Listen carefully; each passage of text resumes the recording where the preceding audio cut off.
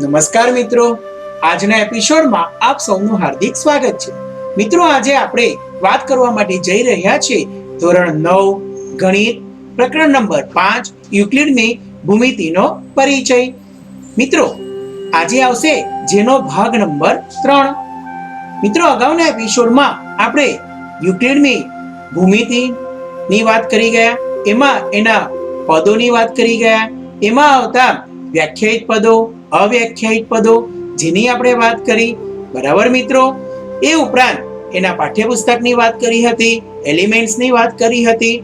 તો મિત્રો, આજના એપિસોડમાં આજે આપણે આગળ યુક્લિડના પાઠ્યપુસ્તકમાં એમણે આપેલા કેટલાક વિધાનો, પૂર્વધારણા, સ્વયં સત્ય વિધાનો, પ્રમેય, બરાબર છે, આ બધાની ચર્ચા કરવા માટે જઈ રહ્યા છે. તો ચાલો ને મિત્રો, આપણે એને સમજવાનો પ્રયત્ન કરીશું. ચાલો મિત્રો, હવે આપણે યુક્લિડના કેટલાક વિધાનોની ચર્ચા કરીએ. યુક્લિડે સ્પષ્ટપણે સત્ય હોય તેવા વિધાનોને બે ભાગમાં વર્ગીકૃત કર્યા હતા. મિત્રો, પહેલો જે ભાગ છે એ ભાગ પહેલા વિધાનો એને એમણે પૂર્વધારણા નામ આપ્યું, અને જે બીજા વિધાનો છે એ વિધાનોને સ્વયં સત્ય વિધાનો તરીકે ઓળખાવ્યા. તો મિત્રો, સૌપ્રથમ આપણે પૂર્વધારણાની વાત કરીએ અને પછી સ્વયં સિદ્ધ સત્યોની વાત કરીશું. મિત્રો, પૂર્વધારણા કોને કહેવાય? તો યુક્લિડે એવું કીધું કે જે સત્ય વિધાનો, એટલે કે જે વિધાનો સાચા છે અને તે માત્ર ભૂમિતિ સાથે સંકળાયેલા છે તેવા વિધાનોને યુક્લિડે પૂર્વધારણા શબ્દનો ઉપયોગ કર્યો હતો.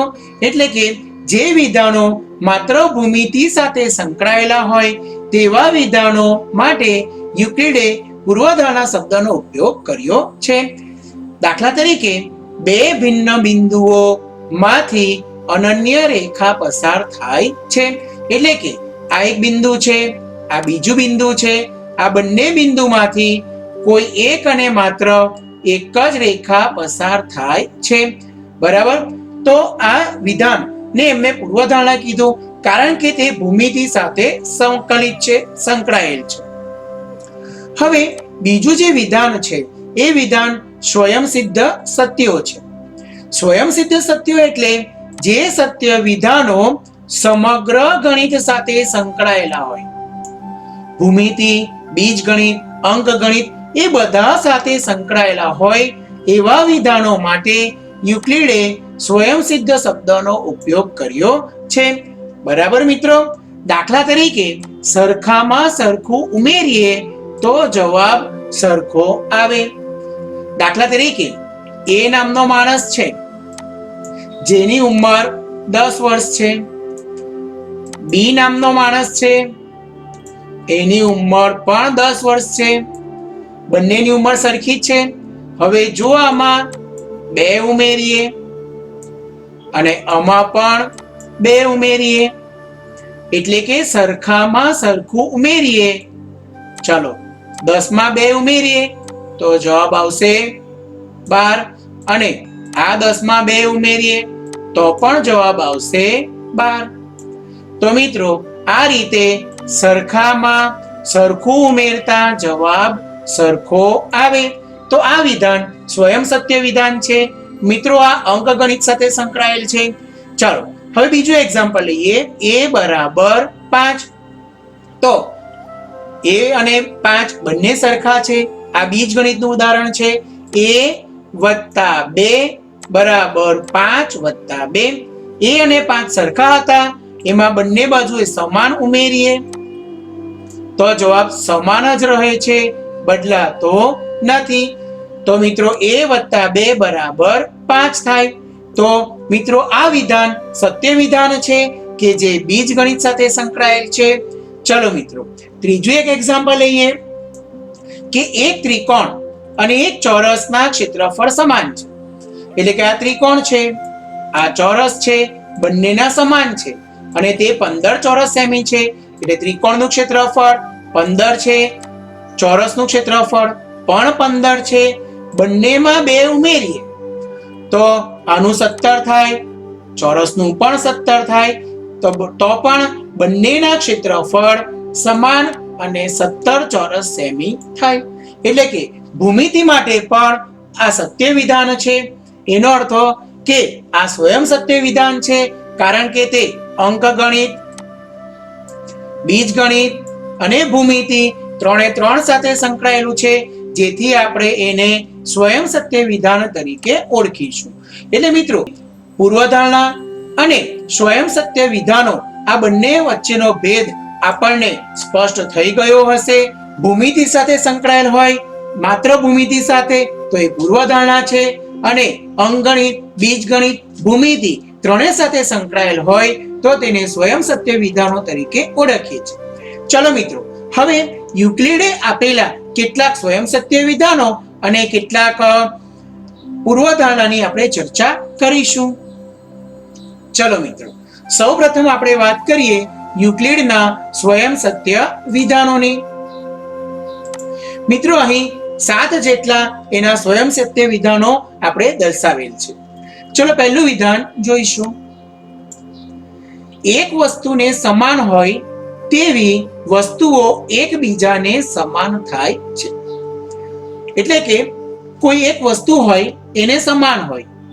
દાખલા તરીકે એ નામનો એક વ્યક્તિ છે. આ એ નામના વ્યક્તિની ઉંમર 15 વર્ષ છે.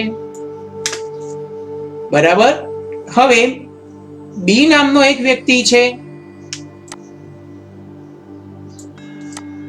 એની ઉંમર 15 વર્ષ છે. એટલે કે એ નામનો વ્યક્તિ બરાબર બી નામના વ્યક્તિ. તો આ બંનેની ઉંમર કેવી છે? સમાન ઉંમર છે. ચાલો હવે આપણે જોઈએ તો એ નામનો વ્યક્તિ, એની ઉંમર 15 છે. સી નામનો છે, એની ઉંમર પણ 15 છે. એટલે કે એ બરાબર સી છે. ઓકે મિત્રો, હવે જુઓ કે એક વસ્તુ તરીકે લઈશું આપણે અહીં એ, અને આ બંનેની અંદર એક વસ્તુ તરીકે લઈશું આપણે એ. તમે જુઓ, એ બંનેમાં સમાન છે. તો એક વસ્તુ એ ને સમાન હોય તેવી વસ્તુઓ. ચલો, એ ને સમાન હોય તેવી વસ્તુ પહેલામાં બી છે, અને બીજાની અંદર એ વસ્તુ સી છે. તો એક વસ્તુ એ ને સમાન હોય તેવી બે વસ્તુઓ બી અને સી પણ સમાન થાય.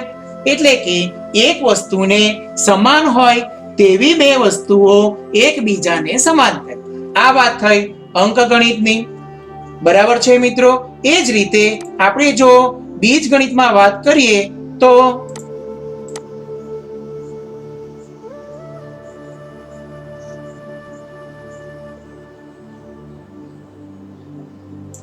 ચાલો, બીજગણિતમાં જો આપણે વાત કરીએ તો જો x બરાબર 5 અને y બરાબર 5, તો આના પરથી લખી શકાય એક વસ્તુ તરીકે કોણ થશે? 5. બરાબર. તો x બરાબર y. એક વસ્તુ 5 એને સમાન બીજી બે વસ્તુ x અને y, એ બંને પણ સમાન થાય છે. ચલો મિત્રો, હવે એને આપણે ભૂમિતિ દ્વારા સમજવાનો પ્રયત્ન કરીએ. દાખલા તરીકે આ એક ત્રિકોણ છે. ધારો કે એનું ક્ષેત્રફળ 10 ચોરસ એકમ છે. આ એક લંબચોરસ છે. આનું ક્ષેત્રફળ પણ 10 ચોરસ એકમ છે. બરાબર. એક વસ્તુ થશે 10, એને સમાન એવી બે વસ્તુ ત્રિકોણનું ક્ષેત્રફળ અને ચતુષ્કોણનું ક્ષેત્રફળ, તો એ બંને પણ સમાન થશે. એટલે કે ભૂમિતિ માટે પણ આ વિધાન સત્ય છે. એટલે આ વિધાનને આપણે યુક્લિડનું પ્રથમ સ્વયં સત્ય વિધાન તરીકે ઓળખીશું. ચલો મિત્રો, હવે વાત કરીશું યુક્લિડનું બીજું સ્વયં સત્ય વિધાન. સરખામાં સરખું ઉમેરીએ તો જવાબ સરખો આવે. એટલે કે કોઈ વસ્તુ સમાન હોય એમાં સરખે સરખું ઉમેરીએ. દાખલા તરીકે એક વ્યક્તિની ઉંમર 10 વર્ષ છે, બીજાની પણ 10 છે, આ બંને સમાન છે. ચાલો બંનેમાં સમાન ઉમેરો. દાખલા તરીકે આમાં 2 ઉમેરો અને આની અંદર પણ 2 ઉમેરો તો જવાબ આવશે 12. આનો જવાબ પણ આવે 12. સરખામાં સરખું ઉમેરીએ તો જવાબ પણ સરખો આવે. હવે આપણે જો બીજગણિત માટે વાત કરીએ તો x બરાબર 2. બંને બાજુ સરખા ઉમેરીએ તો x વત્તા 5 અને આ બાજુ 2 વત્તા 5. તો આ બંને સરખા હતા, બંનેમાં સરખા ઉમેર્યા તો જવાબ સરખો જ રહે છે, બદલાતો નથી. તો મિત્રો આ રીતે ખૂબ જ સરળતાથી આપણે બીજગણિત માટે પણ આ સ્વયં સત્ય વિધાનને સમજાવી શકીએ છીએ. ચલો મિત્રો હવે આપણે જોઈએ યુક્લિડનું ત્રીજું વિધાન કે સરખામાંથી સરખું બાદ કરીએ તો બાદબાકી સમાન આવે. દાખલા તરીકે એક વ્યક્તિની ઊંચાઈ 60 સેન્ટીમીટર છે, બીજા વ્યક્તિની ઊંચાઈ પણ 60 સેન્ટીમીટર છે. બંનેમાંથી આપણે સમાન સંખ્યા બાદ કરીએ તો સરખામાંથી સરખું બાદ કરીએ જવાબ સરખો આવશે 55 અને આનો જવાબ પણ 55. એટલે આ રીતે સરખામાંથી સરખું બાદ કરીએ તો જવાબ હંમેશા સમાન મળે છે. તો મિત્રો ખૂબ જ સરળતાથી આપણે આને સમજી શકીએ એમ છે. બરાબર ને મિત્રો? ચાલો હવે એ જ રીતે બીજગણિત માટે અને ભૂમિતિ માટે પણ આપણે એને સમજી શકીએ. ચલો હવે આપણે જોઈશું ચોથું વિધાન. ચલો ચોથું વિધાન જો તમે વાંચશો તો ચોથું વિધાન શું લખ્યું છે કે એકબીજા પર બંધ બેસતી વસ્તુઓ હંમેશા એકબીજાને સમાન હોય છે. એટલે એવી વસ્તુ કે જે એકબીજા પર બંધ બેસતી હોય. દાખલા તરીકે આપણે ગણિતના 9મા ધોરણના 2 પાઠ્યપુસ્તક લઈએ અને એકની ઉપર બીજું મૂકીએ તો બધી રીતે બધી સાઈડ પરથી મૂકી જુઓ તો ઉપર બેસી જાય છે. તો એ બંને પાઠ્યપુસ્તક હંમેશા સમાન રહે છે. હવે આપણે એક બીજા વિડિયો દ્વારા આ વસ્તુને સમજવાનો પ્રયત્ન કરીએ કે એકબીજા પર બંધ બેસતી વસ્તુ હોય તો કેવી રીતે એકબીજાને સમાન થાય છે. મિત્રો આપણે હમણાં જે ચર્ચા કરી કે એકબીજા પર બંધ બેસતી વસ્તુઓ એકબીજાને સમાન હોય છે.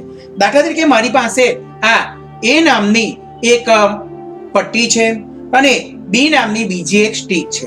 આ એ નામની સ્ટીક ઉપર બી નામની સ્ટીકને મૂકું તો આ બંને પટ્ટીઓ જે છે એ એકબીજા પર બંધ બેસતી છે. તમે કોઈ પણ બાજુથી જોઈ શકો છો, કોઈ નાની નથી, કોઈ મોટી નથી. તો આ બંને વસ્તુઓ એકબીજાને સમાન હોય. એટલે કે એકબીજા પર બંધ બેસતી વસ્તુઓ હંમેશા એકબીજાને સમાન હોય છે. મિત્રો આપણે બીજી પણ આની ચર્ચા બીજી રીતે પણ કરી શકીએ કે મિત્રો મારી પાસે આ એક રેખાખંડ છે. માની લઈએ કે એક રેખાખંડ છે, બરાબર છે? આમ તો નથી પણ આપણે એવી કલ્પના કરીએ જેના પર A, B અને C આમ 3 બિંદુઓ છે. હવે હું B પરથી એને જો આપણે તોડી નાખું, બરાબર, તો મારી પાસે આ AB ભાગ છે અને મારી પાસે આ BC ભાગ છે. બરાબર મિત્રો? આ AB ભાગ, આ BC ભાગ. હવે બંનેને જોઈન્ટ કરું તો AB ભાગ અને BC ભાગ બંને AC ભાગ પર બંધ બેસતા છે. મિત્રો AB ભાગ BC ભાગ બંનેને ભેગા કરું તો આ બંને ભાગ AC ભાગ પર બંધ બેસતા છે. AB વત્તા BC બરાબર AC થાય. એટલે જો આ ભાગ 3 હોય, આ 5 હોય તો AB ભાગ 3, BC ભાગ 5 તો AC ભાગ આપણને 8 મળે. એટલે કે AB વત્તા BC બરાબર AC થાય. ઓકે મિત્રો, સમજી ગયા? ચાલો હવે અગાઉના સ્વયં સત્ય વિધાનની આપણે ચર્ચા કરીશું. બરાબર મિત્રો? ચાલો હવે યુક્લિડના પાંચમું સ્વયં સત્ય વિધાન ની ચર્ચા કરીએ કે આખું તેના ભાગ કરતા મોટું હોય છે. એટલે કે એક વસ્તુ આખી એક લાંબી લાઈન છે. આ લાંબી લાઈનને તમે અહીંથી તોડી નાખો તો આપણને બે લાઈન મળે, 1 અને 2. તો આ આખી લાઈન છે અને આ એના ભાગ છે. તો મિત્રો અહીં તમે જુઓ કે આ ભાગ છે એના કરતા આખું જે છે એ મોટું છે. એટલે ખૂબ જ સરળતાથી સમજી શકાય કે આખું તેના ભાગ કરતા મોટું હોય છે. દાખલા તરીકે આ એક 10 સેમી લંબાઈનો રેખાખંડ છે. હવે તમે એનો ભાગ કરો તો આ એક 3 સેમીનો ભાગ અને બીજો ભાગ કરીએ તો એ ભાગ 7 સેમીનો. તો આખું 10 છે, એના ભાગ 3, એનો ભાગ 3 છે, તો એના કરતા 10 મોટા છે. એટલે આ રીતે પાંચમું વિધાન પણ ખૂબ જ સરળતાથી સમજી શકાય એમ છે.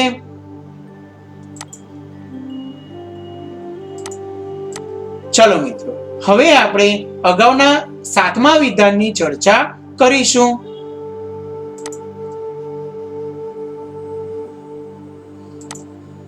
ચાલો 7મું છે એક જ વસ્તુના અડધા એકબીજાને સમાન થાય છે. એટલે કોઈ એક જ વસ્તુ છે, તમે એના અડધા કરો તો એ બંને સમાન થાય. દાખલા તરીકે કે એક સફરજન લાવો છો અને આ સફરજનના તમે વચ્ચેથી 2 ભાગ કરો તો એક ભાગ તમને આવો મળશે અને બીજો ભાગ તમને આવો મળશે. તો આ બંને ભાગ કેવા થશે? સમાન થશે. એટલે કે એક જ વસ્તુના અડધા હંમેશા સમાન થાય. આ વ્યવહારિક ગણિત માટે સત્ય છે. બરાબર ને? એ જ રીતે આપણે જો બીજ ગણિત માટે જોઈએ તો a બરાબર 10 છે. તો આપણે અડધા કરીએ તો અડધા એટલે a ભાગ્યા 2 અને આ બાજુ 10 ભાગ્યા 2. તો બંને અડધા ભાગ પણ કેવા થાય છે? સમાન થાય છે. હવે એ જ વસ્તુને આપણે બીજી રીતે સમજવાનો પ્રયત્ન કરીએ. ભૂમિતિની વાત કરીએ તો ભૂમિતિ માટે પણ આ વિધાન સત્ય જ વિધાન છે. કારણ કે આપણે અગાઉ વાત કરી ગયા કે વર્તુળનો વ્યાસ એ વર્તુળને 2 સમાન ભાગમાં વિભાજિત કરે. દાખલા તરીકે આ એક વર્તુળ છે જેનું ક્ષેત્રફળ 10 છે. હવે એનો વ્યાસ દોરીએ તો વ્યાસ દોરવાથી 2 અર્ધવર્તુળ મળે. આનું ક્ષેત્રફળ 5 થાય અને આનું ક્ષેત્રફળ પણ 5 થાય. એટલે આમ એક જ વસ્તુના અડધા એકબીજાને સમાન હોય છે. એ વિધાન પણ સત્ય છે. ચલો મિત્રો, આ છઠ્ઠું વિધાન રહી ગયું છે, એની આપણે ચર્ચા કરીએ તો સરખી વસ્તુના બમણા એકબીજાને સમાન હોય છે. દાખલા તરીકે સરખી વસ્તુ તરીકે લઈએ કે એક વ્યક્તિ છે, દાખલા તરીકે એક સફરજન છે, એની એક કિંમત 5 રૂપિયા છે, બીજા સફરજનની કિંમત પણ 5 રૂપિયા છે. આ બંનેના બમણા કરો તો 5 દુ 10 અને આ પણ 10 થશે. તો આ બંને કેવા થશે? સમાન થશે. બરાબર ને મિત્રો? તો આશા રાખું છું તમને એમાં સમજ પડી હશે. ચલો મિત્રો, હવે આ જ વસ્તુ આપણે બીજ ગણિત માટે ચર્ચા કરીએ. તો બીજ ગણિત માટે જોઈએ. દાખલા તરીકે a બરાબર 5 છે. a બરાબર 5. બધી વસ્તુના બમણા કરીએ એટલે બમણા એટલે 2 વડે ગુણીએ તો 2a બરાબર 2 ગુણ્યા 5. મિત્રો બીજગણિતમાં આપણે આવું કરીએ છીએ ને કે બંને બાજુએ સમાન સંખ્યા વડે ગુણતા, તો બંને બાજુએ સમાન સંખ્યા વડે ગુણો તો પણ જવાબ હંમેશા સમાન જ રહે છે. એનો અર્થ કે સમાન વસ્તુના બમણા પણ હંમેશા એકબીજાને સમાન હોય છે. ચલો મિત્રો, હવે આપણે જો આ જ વસ્તુને ભૂમિતિ માટે ચર્ચા કરીએ તો દાખલા તરીકે એક ત્રિકોણ છે, એક ચોરસ છે, લંબચોરસ છે, આનું ક્ષેત્રફળ 3 છે, આનું ક્ષેત્રફળ પણ 3 છે. તો બંને ક્ષેત્રફળના બમણા કરીએ તો બમણા 6 6 એ બંને પણ સમાન રહે છે. તો મિત્રો આ રીતે યુક્લિડના સ્વયં સત્ય વિધાનો સમગ્ર ભૂમિતિ માટે સત્ય છે. ચલો હવે એની વ્યાખ્યાઓની ચર્ચા, પૂર્વધારણાઓની ચર્ચા કરીશું કે યુક્લિડની પૂર્વધારણાઓ કઈ કઈ છે અને તે માત્ર ભૂમિતિ માટે સત્ય છે. મિત્રો આપણે યુક્લિડની પૂર્વધારણા પહેલી લઈએ. પૂર્વધારણા 1, એક બિંદુમાંથી બીજા બિંદુ સુધી થઈને પસાર થતી એક રેખા દોરી શકાય છે. જો મિત્રો એને આપણે સમજીએ કે એક બિંદુ છે અને આ એક બીજું બિંદુ છે. તો એક બિંદુમાંથી બીજા બિંદુ સુધી થઈને, આ એક બિંદુમાંથી બીજા બિંદુ સુધી થઈને પસાર થતી એક બિંદુમાંથી બીજા બિંદુ થઈને પસાર થતી એક રેખા દોરી શકાય છે. તો આ છે એની પૂર્વધારણા પહેલી. મિત્રો તમે ઘરે પણ પ્રેક્ટિસ કરી શકો કે બે બિંદુ દોરવાના, ફૂટપટ્ટી મૂકવાની અને ફૂટપટ્ટી મૂકીને બંનેમાંથી પસાર થતી એક લાઈન તમે દોરી શકો છો. ચલો હવે મિત્રો આ જ પૂર્વધારણા ઉપર આધારિત પૂર્વધારણા 1 ની આપણે ચર્ચા કરીએ. તો હવે વાત આવશે પૂર્વધારણા 5.1. શું છે? તો કે આપેલા બે બિંદુમાંથી પસાર થતી અનન્ય રેખા દોરી શકાય છે. એટલે કે બે બિંદુમાંથી પસાર થાય એવી એક અને માત્ર એક જ રેખા દોરી શકાય. જો અહીં આકૃતિમાં સમજીએ, આ એક બિંદુ છે, બિંદુ P, અને અહીં બીજું બિંદુ છે, બિંદુ Q. તો આપણે બિંદુ P માંથી પસાર થાય એવી અસંખ્ય રેખા અહીં દોરેલી છે. 1 2 3 4 5. એ જ રીતે અહીં PQ માંથી પસાર થાય એવી ઘણી બધી રેખાઓ દોરેલી છે. પરંતુ આ બંને બિંદુઓ P અને Q માંથી પસાર થાય, બંનેમાંથી પસાર થાય એવી તો એક અને માત્ર એક જ રેખા આપણને મળે છે. એટલે આના પરથી એમ કહી શકાય, પૂર્વધારણા 5.1 આપણને એવું કહે છે કે બે બિંદુઓમાંથી પસાર થાય એવી એક અને માત્ર એક જ, એટલે કે અનન્ય રેખા દોરી શકાય છે. તો આ થશે પૂર્વધારણા 5.1. ચલો મિત્રો હવે વાત કરીશું પૂર્વધારણા 2. શાંત રેખાને અનંત સુધી લંબાવી શકાય છે. મિત્રો શાંત રેખા એટલે શું? કે જે રેખાના બે અંત્ય બિંદુ હોય. દાખલા તરીકે અહીંયા તમે જુઓ કે આકૃતિ 5.5 માં એક રેખા આપેલી છે. મિત્રો અગાઉ મેં તમને કીધું છે, યાદ રાખજો કે યુક્લિડની રેખા એટલે રેખાખંડ. એના બે અંત્ય બિંદુ છે A અને B. આ શાંત રેખાને અનંત સુધી લંબાવી શકાય. એટલે આ A છેડા તરફથી એને તમે આ બાજુની સાઈડ પર અનંત સુધી લંબાવી શકો અને આ બીજી સાઈડ B છેડા પરથી પણ અનંત સુધી લંબાવી શકાય છે. તો આ રીતે આપણે જોઈએ તો પૂર્વધારણા 2 એવું કહે છે કે શાંત રેખા એટલે કે રેખાખંડને બંને છેડે અનંત સુધી લંબાવી શકાય છે. બરાબર મિત્રો, ચલો હવે આપણે યુક્લિડની ત્રીજી પૂર્વધારણાની ચર્ચા કરીશું. ચાલો પૂર્વધારણા 3. કોઈ પણ બિંદુને કેન્દ્ર લઈ કોઈ પણ લંબાઈની ત્રિજ્યા લઈ વર્તુળ રચી શકાય છે. એટલે કે વર્તુળ દોરી શકાય છે. એટલે કે કોઈ પણ એક બિંદુ છે, આને કેન્દ્ર લીધું અને કોઈ પણ ત્રિજ્યાની કોઈ પણ લંબાઈની ત્રિજ્યા લઈ. દાખલા તરીકે આપણે 2 સેમી ત્રિજ્યા લઈએ અને એક વર્તુળ દોરી શકીએ. મિત્રો આપણે ઘરે વર્તુળની મદદથી આ પ્રેક્ટિસ કરી શકીએ. ચલો હવે આપણે આ જ બિંદુને કેન્દ્ર લઈએ, પણ ત્રિજ્યા લઈએ 3 સેમી. તો 3 સેમી ત્રિજ્યા લઈને બીજું એક વર્તુળ દોરી શકાય છે.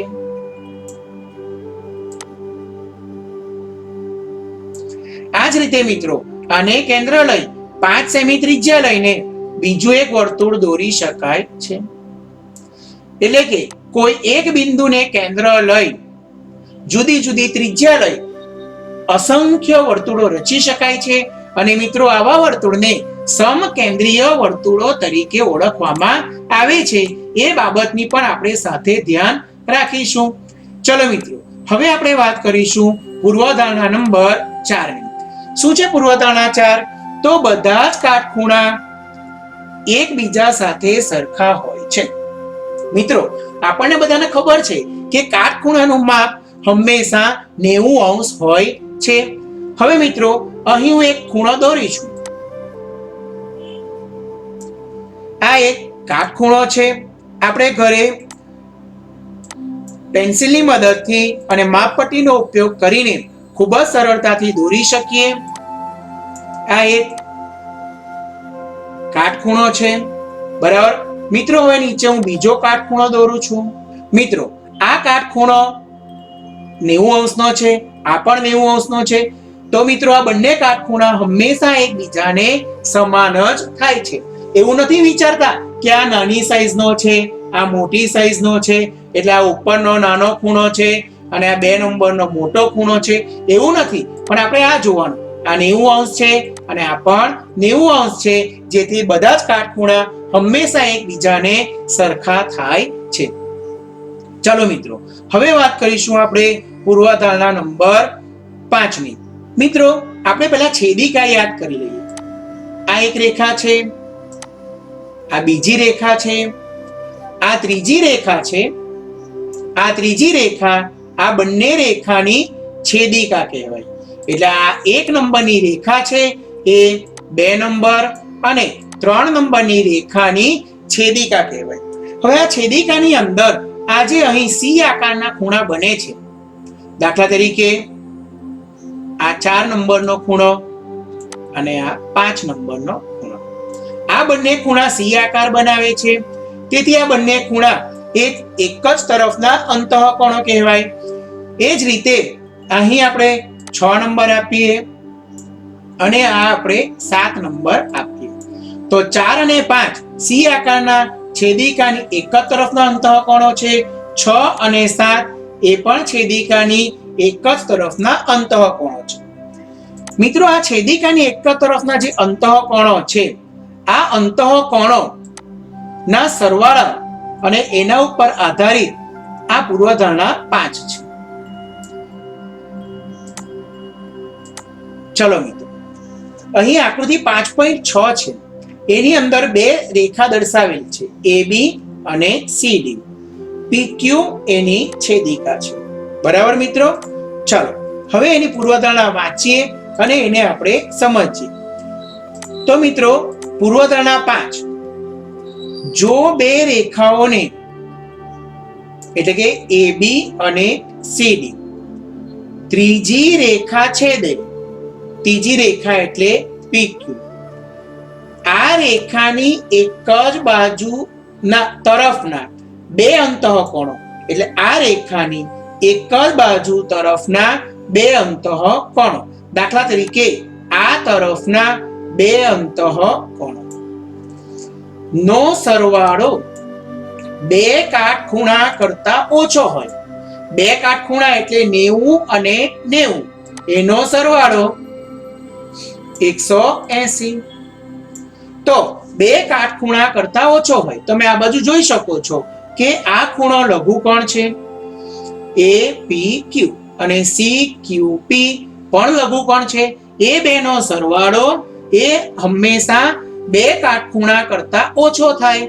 તો પ્રથમ 2 રેખાઓને એટલે કે AB અને CD ને આ ખૂણાઓ તરફ અનંત સુધી લંબાવતા એકબીજીને છેદે છે. જો આપણે એને સમજીએ. આ AB રેખા છે, આ CD રેખા છે આ છેદિકા છે, આ બાજુ સરવાળો 180 કરતા ઓછો છે, તો આપણે એને અનંત સુધી લંબાવીએ. તો AB રેખાને અનંત સુધી લંબાવીએ, CD રેખાને અનંત સુધી લંબાવીએ, તો આ બંને રેખાઓ એકબીજીને આ બિંદુમાં છેદે છે. તો મિત્રો આ રીતે પૂર્વધારણા 5 ને આપણે સમજાવી શકીએ. જે બાજુએ સરવાળો 180 કરતા મોટો છે આ તરફ, ત્યાં રેખાઓ એકબીજીને છેદતી નથી. તો મિત્રો સરવાળો 180 કરતા ઓછો હોય તો અનંત સુધી લંબાવવાથી આ રેખા એકબીજીને છેદે છે, જે વાતને આપણે અહીં સમજી શકીએ છીએ. પણ મિત્રો આ પૂર્વધારણા 5 છે એના ઉપરથી આપણે જો જોઈએ તો બીજી ઘણી બાબતો પણ સ્પષ્ટ કરી શકાય. દાખલા તરીકે કે આ એક રેખા છે, આ બીજી રેખા છે, આ એની છેદિકા છે, આ અંતઃકોણો છે. મિત્રો આ બે અંતઃકોણોનો જો સરવાળો એ બે કાટખૂણા જેટલો એટલે કે 180 થાય તો શું? બરાબર ને? 180 કરતા ઓછો થાય તો આપણે કીધું કે બંને રેખા છેદે. પણ જો આ સરવાળો 180 થાય તો શું? તો મિત્રો આ રેખાને અનંત સુધી લંબાવો, છતાં આ રેખા એકબીજીને છેદતી નથી, એટલે કે આ રેખાઓ સમાંતર રેખાઓ કહેવાય. તો મિત્રો પૂર્વધારણા 5.5 જે છે એ પૂર્વધારણા 5 એ સમાંતર રેખાની વ્યાખ્યા પણ આપે છે કે જ્યારે બે રેખાને કોઈ એક રેખા છેદે કે જેથી એક જ તરફના અંતઃકોણનો સરવાળો બે કાટખૂણા જેટલો થાય તો તે બે રેખાઓને સમાંતર રેખાઓ કહે છે. મિત્રો આ યુક્લિડની જે 5મી પૂર્વધારણા છે ને એ ખૂબ જ અગત્યની છે. એના સમાન હોય એવા કેટલાક બીજા વિધાનો પણ આપણે દર્શાવી શકીએ છીએ. યુક્લિડની 5મી પૂર્વધારણા ને સમકક્ષ વિધાનો. બરાબર, ચલો યુક્લિડની પૂર્વધારણા 5 એને સમકક્ષ હોય તેવું પહેલું વિધાન. આ યુક્લિડની પૂર્વધારણા 5 તો આપણે ભણી ગયા કે જો કોઈ રેખા બે રેખાને ત્રીજી રેખા છેદે તો તે તરફના અંતઃકોણનો સરવાળો બે કાટખૂણા કરતા ઓછો હોય તો અનંત સુધી લંબાવવાથી તે રેખા છેદે છે. અહીં આ આકૃતિની ચર્ચા આપણે કરી ગયા છે. યુક્લિડની 5મી પૂર્વધારણાને સમકક્ષ વિધાનો. યુક્લિડની 5મી પૂર્વધારણાને સમકક્ષ હોય તેવા વિધાનોની વાત પ્લેફેર નામના ગણિતશાસ્ત્રીએ કરી હતી, જે સ્કોટલેન્ડના એક પ્રખર ગણિતશાસ્ત્રી હતા અને તેને સમકક્ષ વિધાન તેમણે 1729 માં આપ્યું હતું. તેમણે એવું કહ્યું હતું કે દરેક રેખા L અને તેના પર ન હોય તેવું પ્રત્યેક બિંદુ P. દાખલા તરીકે આ રેખા L છે, તેની બહારનું કોઈ બિંદુ P છે, આ P બિંદુ છે, બરાબર? તો આ P બિંદુ અહીં દર્શાવેલ છે. તો તેની બહારનું બિંદુ P માટે અનન્ય રેખા M એવી હોય છે કે જે P માંથી પસાર થાય અને L ને સમાંતર હોય. મિત્રો અહીં P માંથી જુઓ ઘણી બધી રેખા દોરી શકાય છે, પણ L ને સમાંતર હોય તેવી એક અને માત્ર એક રેખા M આપણને મળે છે કે જે L રેખાને સમાંતર થાય. તો યુક્લિડની પૂર્વધારણાને સમકક્ષ વિધાન 5મી પૂર્વધારણાને સમકક્ષ હોય તેવું પહેલું વિધાન છે કે દરેક રેખા L તેની પર ન હોય તેવું બિંદુ P, આ L તેની પર ન હોય તેવું બિંદુ P, એમાંથી P ને સમાંતર અનન્ય એક અને માત્ર એક રેખા દોરી શકાય છે. ઓકે મિત્રો, ચલો એનું પહેલું વિધાન. હવે બીજું વિધાન કે આ વિધાનને નીચેના સ્વરૂપે પણ રજૂ કરી શકાય. યુક્લિડની 5મી પૂર્વધારણાને સમકક્ષ બીજું વિધાન છે બે છેદતી ભિન્ન રેખાઓ એક જ રેખાને સમાંતર ન હોઈ શકે. એટલે મિત્રો તમે બે છેદતી રેખા દોરો. દાખલા તરીકે આ એક રેખા છે, એને છેદે તેવી આ રેખા છે. હવે આપણે આને સમાંતર હોય તેવી રેખા દોરીએ.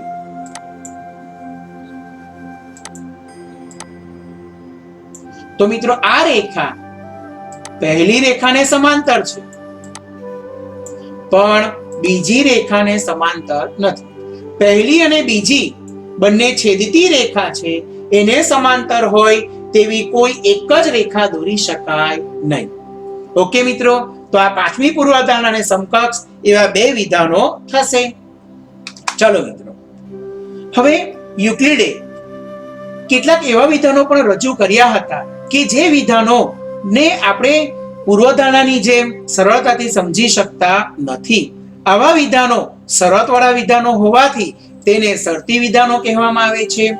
દાખલા તરીકે, જો કોઈ એક ત્રિકોણ આપેલ હોય તો તેના ત્રણેય ખૂણાનો સરવાળો 180 થાય, તો આવું વિધાન એ પ્રમેય કહેવાય.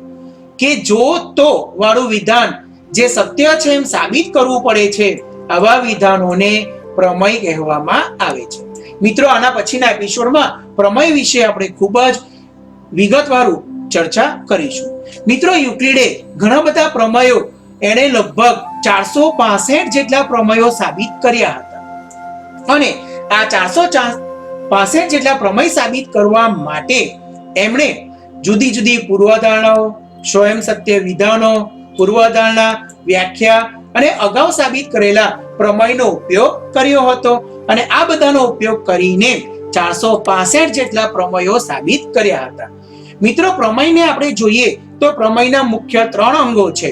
પહેલું અંગ છે પક્ષ, બીજું અંગ છે સાધ્ય, ત્રીજું અંગ છે સાબિતી.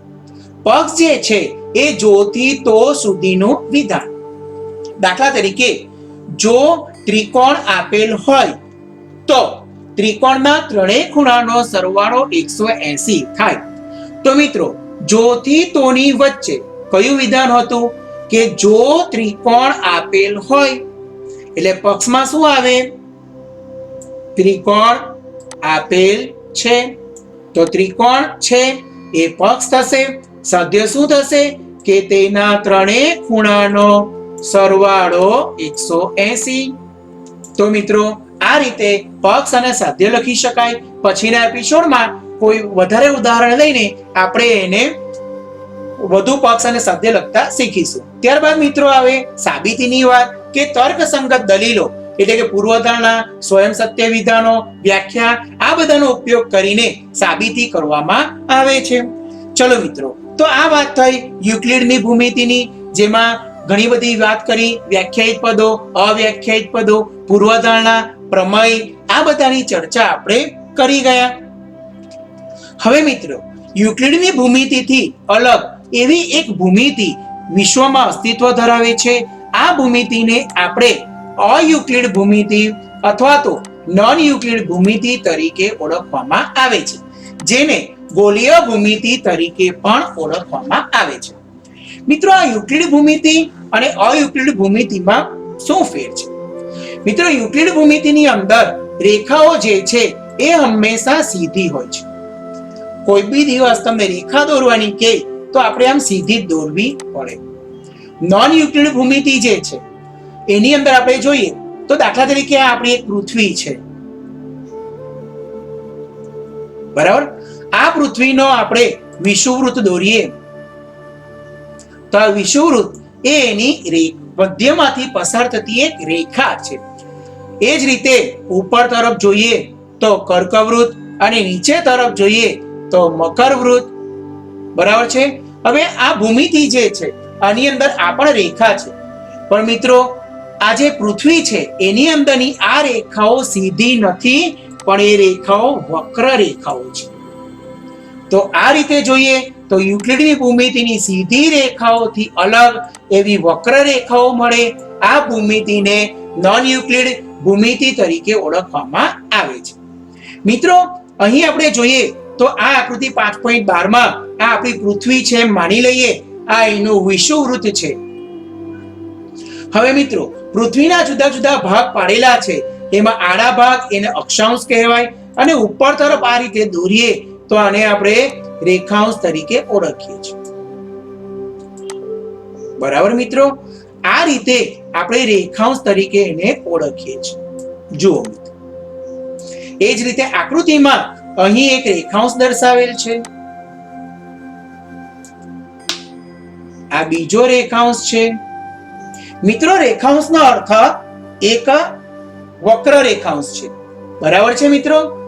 હવે આપણે જોઈએ તો રેખાંશ એ એક રેખા જ છે, એ યાદ રાખીશું. આ રેખાંશ એ શું છે? એક રેખા જ છે. હવે આ એક વિષુવવૃત્ત પણ રેખા છે. તો મિત્રો, અહીં તમે જોઈ શકો છો કે આ જે રેખાંશ છે એ રેખાંશ વિષુવવૃત્તને છેદે છે. જો મિત્રો, અહીં આ બે રેખા છે. રેખાંશ એટલે રેખા. આ એક વક્ર રેખા, આ એક બીજી વક્ર રેખા છે, આ પણ એક રેખા છે. આ રેખા અગાઉની બે રેખાને છેદે છે. બરાબર. અને અહીં શું બને છે? કાટખૂણો બને છે. એનો અર્થ બેવનો સરવાળો 180 થાય. યુક્લિડની ભૂમિતિમાં આપણે એવું ભણી ગયા કે જો કોઈ રેખા બે રેખા ને ત્રીજી રેખા છેદે અને સરવાળો એક બાજુના અંતઃકોણનો સરવાળો બે કાટખૂણા જેટલો થાય તો એ બે રેખા એકબીજીને ક્યારેય છેદે નહીં. પરંતુ નોન યુક્લિડ ભૂમિતિ, અયુક્લિડ ભૂમિતિમાં તમે જુઓ કે અહીં તમે જુઓ તો આ વિષુવવૃત્ત છે, આ બે રેખાંશ છે, એટલે કે રેખા છે. અહીં બે કાટખૂણા બને છે. તો બે રેખાંશને વિષુવવૃત્ત છેદે, સરવાળો બે કાટખૂણા જેટલો છે, તો પણ આ રેખા અનંત સુધી લંબાવતા એકબીજીને છેદી જાય છે. જુઓ, તો આના પરિણામ જે છે એ યુક્લિડની ભૂમિતિ કરતા અલગ છે. બરાબર ને મિત્રો? ત્યારબાદ આપણે એવું ભણી ગયા છે કે ત્રિકોણની અંદર ત્રિકોણના ત્રણેય ખૂણાનો સરવાળો 180 થાય છે. મિત્રો, નોન યુક્લિડ ભૂમિતિ જે છે એમાં તમે જુઓ તો અહીં જે ત્રિકોણ બને છે, ત્રિકોણ ANB, તો આ જે ત્રિકોણ છે એમાં બે ખૂણાનો સરવાળો 180 થાય. ત્રીજો ખૂણો ઉમેરો તો સરવાળો 180 કરતા મોટો થાય. આમ નોન યુક્લિડ ભૂમિતિમાં યુક્લિડિયન ભૂમિતિ કરતા અલગ નિયમો આવે છે. તો મિત્રો, આ રીતે અયુક્લિડ ભૂમિતિ એ નોન યુક્લિડ ભૂમિતિ કરતા અલગ પડે છે. બરાબર મિત્રો? તો આશા રાખું છું કે બંનેના ભેદમાં આપણને સમજ પડી ગઈ હશે. બરાબર ને મિત્રો? તો મિત્રો, જોયું ને આપણે આ ભાગની અંદર યુક્લિડની ભૂમિતિ અને નોન યુક્લિડ ભૂમિતિની વિગતવાર ચર્ચા કરી. યુક્લિડના કેટલાક સ્વયં સત્ય વિધાનો, એની પૂર્વધારણાઓ અને નોન યુક્લિડ ભૂમિતિના નિયમો એ યુક્લિડ કરતા અલગ છે, જેની આપણે વિગતવાર ચર્ચા કરી ગયા. તો મિત્રો, હવે પછીના એપિસોડમાં આપણે યુક્લિડના પ્રમેય કેવી રીતે સાબિત કરી શકાય, એની સાબિતી શું છે અને પાઠ્યપુસ્તકમાં આવેલા સ્વાધ્યાય, એના પ્રશ્નો વગેરેની ચર્ચા કરીશું. ફરી મળીશું. સૌને મારા જય શ્રી કૃષ્ણ.